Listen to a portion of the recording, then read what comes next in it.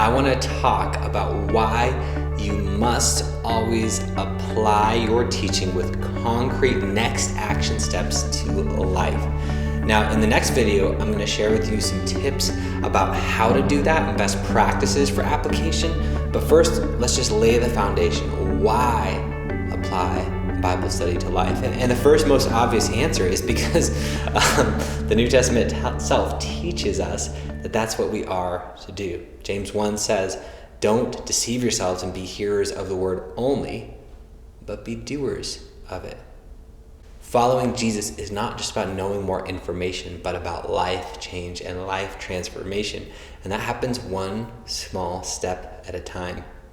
And so my understanding is whenever you stand up to teach the Bible and to teach truth, your goal is to help form and equip people to become more like Jesus. So we want to be faithful every time we teach to apply the Bible to life. Now, this does another thing. When you're trying to teach to all four learning styles, right? We have the talkers, the scholars, the doers, and the leaders. Application is where you really get those leaders involved. Again, the leaders are your more charismatic students, the ones who really don't want to just sit in the class. They want to do something with what they've learned. And so when you apply your teaching to life, you give them a chance to have buy-in and get involved. So why apply biblical truth? Number one, because it's what the New Testament teaches us to do. Number two, because it gets those doers involved, those natural leaders. And then number three, because at the end of the day, our goal in teaching is not just information, but transformation. And if you really want to teach for transformation, you have to give people practical, doable next steps. Now, where this falls in my outline is, number one, you grab attention by discussing the tension. Then you reveal the truth. You reveal your main point. Then you experiment to experience. You do some kind of object lesson that proves that the idea is true. And only then do you move on to application, right? So after they've understood it and after they're convinced that it really is true because they've seen it, they've done some kind of experiment or object lesson to get their hands on the truth, then you ask them to apply it to life. Now, there was a really interesting study done that compared two car washes and their success rates at getting people to participate in a car wash club, where you get one of those cards and get stamps every time you get a car wash and you save up for a free car wash. One of the car washes offered a normal buy 8 car washes, then you get one free. So you start with 0. Once you get 8, you get a free car wash.